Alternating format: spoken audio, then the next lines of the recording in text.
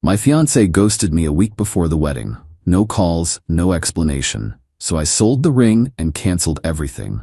Then she showed up crying at my job. I'm 32 male, Matthew. Or, I was 32 and about to be a husband. Now, I'm just 32 with a stack of cancellation receipts. It started 8 days ago, a week before the wedding. Lisa, 29, was supposed to meet me.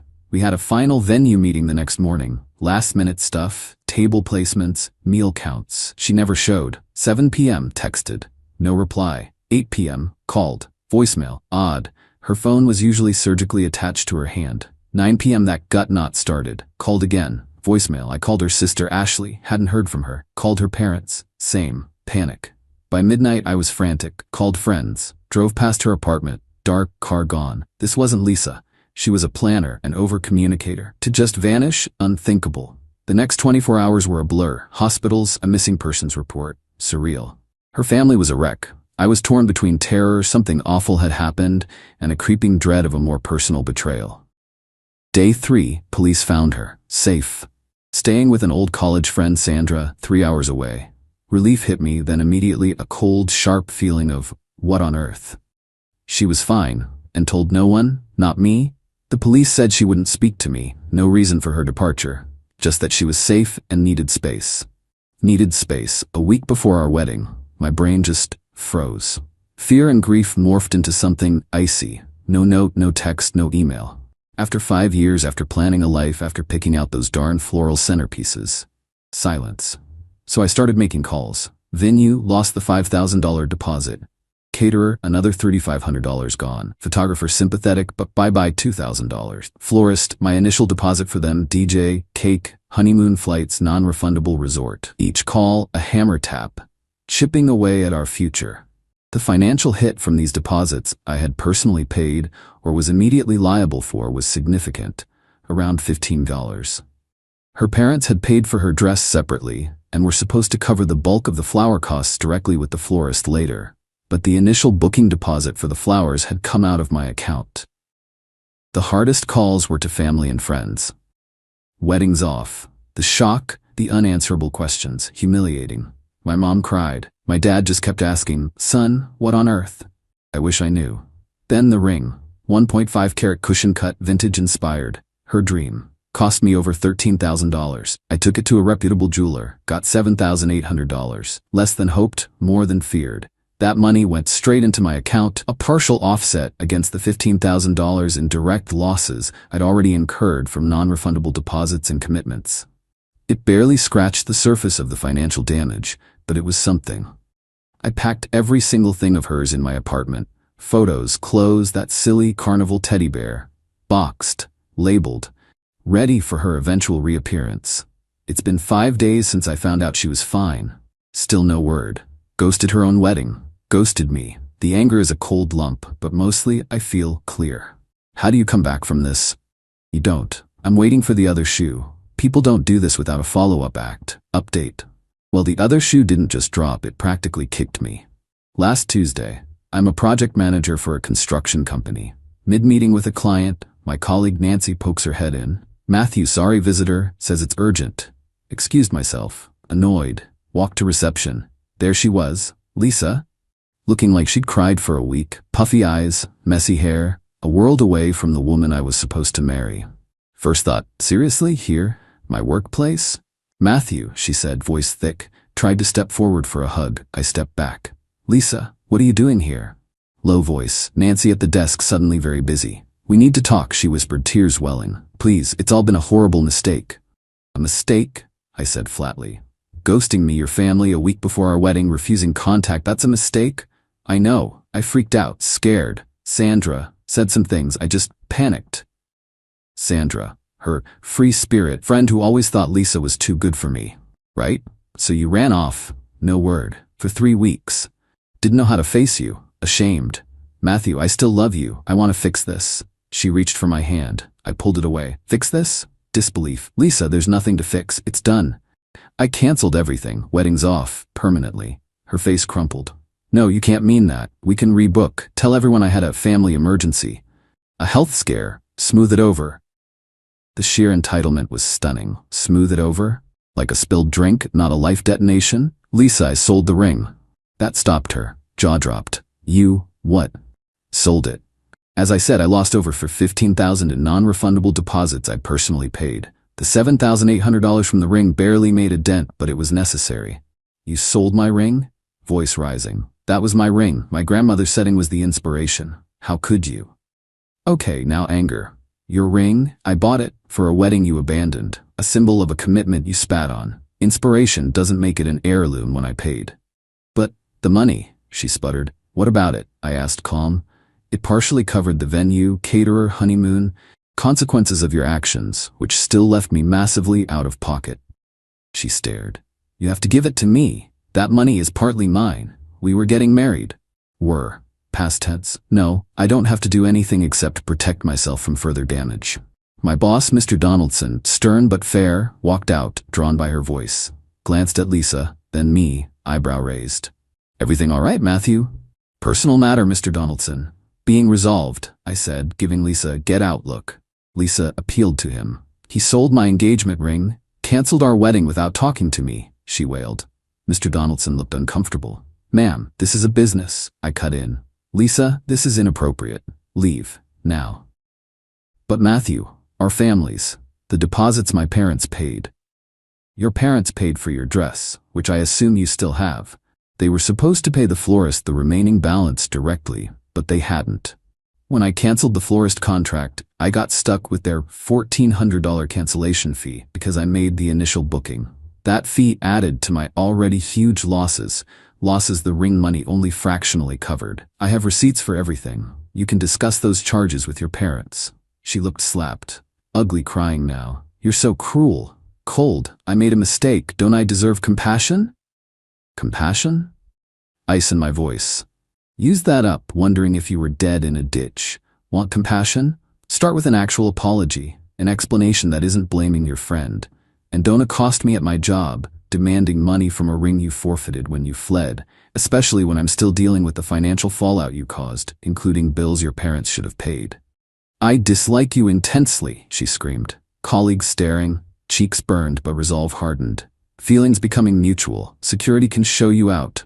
She glared venomously, spun and stormed out, nearly tripping over a plant. Mr. Donaldson. Well, that was a lot. You okay, son? Peachy. But I was shaking. Not fear. Audacity. She didn't just want forgiveness. She wanted an eraser, expecting me to foot the bill. Later, her mother, Margaret, called. Oh, joy. Update Margaret. Lisa's mom. Always concerned with appearances, polite but judgmental. Her call a few hours after Lisa's office flame out. Matthew, dear, she began, faux sweetness dripping. Lisa is beside herself, distraught. I can imagine, I said dryly. Screaming in someone's workplace is tiring. Sharp intake of breath. No need for sarcasm. The poor girl made a mistake. A big one, yes. Her father and I are deeply disappointed, but she's realized her error, wants to make amends. Her amends involve demanding I reinstate a canceled wedding and give her money from a ring I sold to partially cover her mess, a mess that still left me thousands in debt. That's delusion, Margaret. She was upset about the ring, naturally, Margaret said, glossing over it. Sentimental value, the design. The design she picked from a catalog. Sentiment was in the commitment she abandoned. Matthew, Margaret's voice firmed. This isn't just about feelings. There are considerable costs. We paid for her expensive dress, and we'd given you two a substantial monetary gift for your honeymoon. $5,000. Given the wedding is off, by your hand with the cancellations. I almost laughed. Hold on, Margaret. Wedding's off because Lisa vanished, causing me emotional distress and massive financial loss. I canceled because the bride was MIA.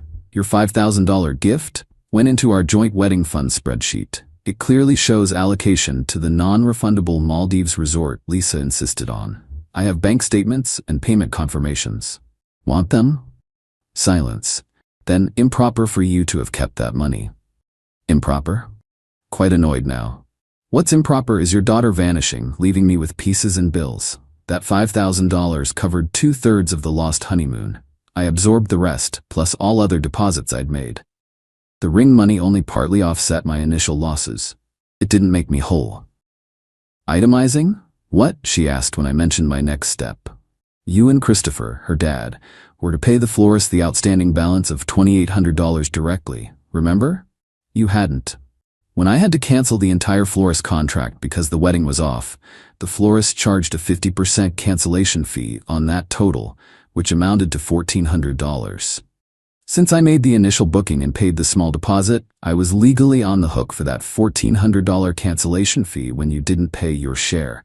I had to cover it, adding further to my significant personal losses from this whole fiasco. Outrageous. You're trying to extort us. No, Margaret. Calm, dangerous voice, stating facts. Lisa's actions led to these costs. The ring money only softened the blow of my own direct losses. Your $5,000 gift went to the honeymoon we never took. Now, on top of all that, I also had to cover the florist cancellation fee that arose entirely because you and Christopher didn't fulfill your commitment to the florist before Lisa disappeared. There is no profit for me. Only a massive headache and a broken engagement that's cost me a fortune. Sputtering. Lisa said you were cold. She was right. After all she's been through. All she's been through, Margaret? What about me? Our families, friends, the worry, canceled plans, embarrassment? She just got scared. Young girls do these things. She's 29, Margaret, not 19. Decent people don't do these things. They communicate, take responsibility. This went on. Astounding entitlement. She genuinely believed because Lisa was sorry, a sorry I hadn't heard meaningfully, all burdens should vanish or be mine. Even suggested I apologize to Lisa for selling her ring and not being understanding at my job. Enough. Margaret, listen. I'm done. I'm sending you, Christopher and Lisa, an itemized list of all wedding-related expenses that I managed or was left financially responsible for. This includes payments I made, deposits I lost, and liabilities I had to cover when others defaulted, like your florist bill. It will clearly show by whom these costs were originally contractually owed or who caused the loss. It will demonstrate that no one's profiting, least of all me, and will clearly state the $1,400 florist bill I covered on your behalf. Reimburse me for that $1,400 or not, your choice. But further demands or harassment will get a cease and desist from an attorney. Clear? Dead quiet. Then a clipped, you wouldn't dare. Try me. Hung up. Hands shaking. Not pleasant. But rage was a clean fire. They thought they could bully me into paying for Lisa's enormous mistake. Next day I did it. Meticulous spreadsheet. Every vendor for shared items, every deposit I paid, dates, scanned receipts, highlighted the florist cancellation fee I was forced to cover, attached ring sale proof and how that only partially offset my own initial list of losses, 3 copies, registered mail, return receipt, for Lisa, for her parents. Then, the fun. Lisa wasn't just staying with Sandra. After Lisa's office stunt, heard via grapevine from Nancy's venting, Sandra apparently told Lisa to own her stuff or leave. So Lisa was back with her parents. My spreadsheet landed mid-reunion. Text from Ashley, Lisa's sister, days later. Ashley, Matthew, Mom and Dad got your documents. And Lisa, WW3 here. Just wanted to say, I'm sorry, you didn't deserve it. Replied, thanks Ashley, appreciate that. The revenge wasn't vindictive, it was clarity. Consequences. They wanted to muddy waters, make me the bad guy. Spreadsheet was my factual weapon. Heard Lisa tried spinning a story to mutual friends about me getting cold feet, being controlling, she had to escape. After her job meltdown. Audacity. But my calm explanation, her public meltdown, it contrasted sharply.